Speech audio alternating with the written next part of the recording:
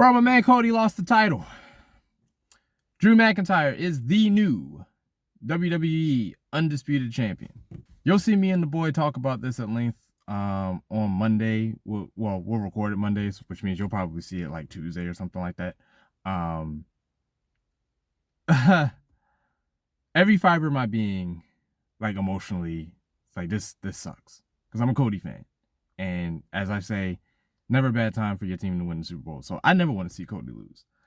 But the storyteller in me knows that in regards to Drew, it was time. It was time for Drew to be properly crowned, even at Cody's expense. And I think this particular story definitely enabled justification for Drew to win. And I feel like coming out of this, we have a clearer picture of Cody in terms of his character. There's a clear weakness that Cody has. Seth has exploited it at this point. Drew has exploited it at this point. John Cena has exploited it at this point. I know he gets made fun of for, being the crybaby and everything like that. I like the fact that he's raw with his emotions, no pun intended. That he's open with his emotions and everything like that. But it's clear that there are some heels in the WWE who are learning that you can get under Cody's skin in that way and compromise his judgment. Because both times he lost the title, it was due to heels getting him on an emotional level. John Cena exploited his connection with the fans and how he was viewed by them. And Drew exploited his connection with his father. Now, both of these things, if you were being cynical, you would say the connection with the fans is very shallow and very, I just want to be looked at as the good guy. If you wanted to be cynical about it, I think it's a little deeper than that. I think that when you are genuinely good-natured in the way that Cody at least presents himself to be, then you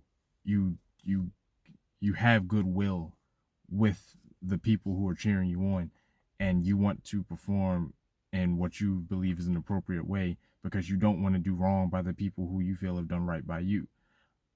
So I don't think that Cody not fighting dirty against Cena was some kind of I have to protect my image. I think it was these people look up to me and I respect them because they have ridden with me. So I'm not going to betray that. And Cena was able to use that to his advantage.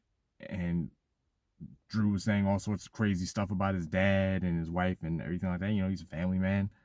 And that put Cody in a really strange place, a really weird headspace.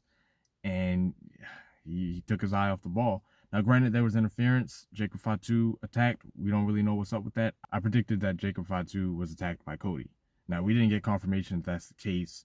Don't really know why Jacob attacked Cody. My instinct is to say that my theory is, if not outright correct, like closer to correct. Like perhaps Cody knows who attacked Jacob and he has not pursued justice because he just had bigger things going on with the title or something like that, if not the guy who actually attacked Jacob to begin with.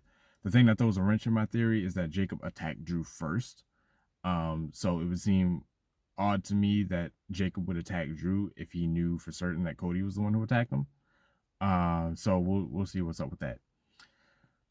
Yeah, but my man Cody, he's no longer champion. This is the end of his second title reign.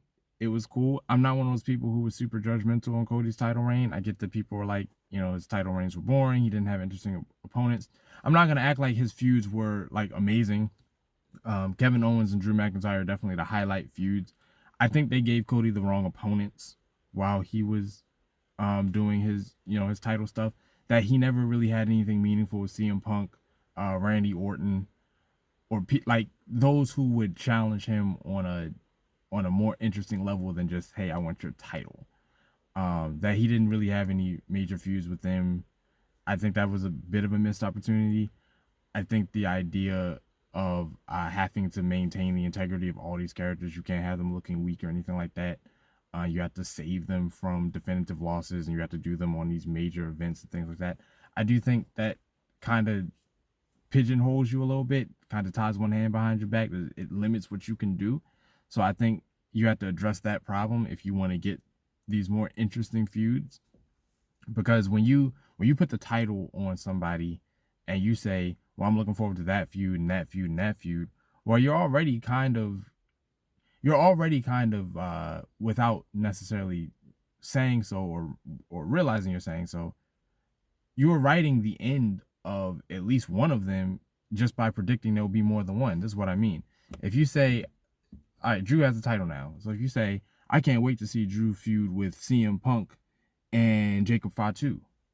Okay, well, then if he's going to feud with both of them, unless he's going to feud with both of them at the same time, whoever he feuds with first, you know going in that Drew's going to come out the winner because he has to get to this other feud that you've already fantasy booked. You know what I mean? So having it all lined up like that, I think is I think that's a bit of a disadvantage. Now the people backstage should have it, figured out, know which way they're going, at least to some degree. But when you sit on the outskirts and you put the first four opponents of this person's title reign in front of you, you start theorizing about that, and then you turn around and say, well, that was predictable. He retained well, of course he did, because you want to see him fight this other guy for the title. You can't really fight him for the title if he lost the title in the previous feud. But even with that said, I do concede that Cody's opponents weren't the most interesting. I just think his most interesting opponents, they either never got around to or never intended to do anything with, which is a shame. Um, so we'll see what Cody is gonna do next. People are calling for him to win the Rumble. I don't see that happening. I'm one of those delusional people that thinks LA Knight's gonna win the Rumble. So I could be totally wrong. But that's my pick. I'm still sticking to it. And yeah, pour one out for the no longer undisputed champion, the American Nightmare, Cody Rhodes.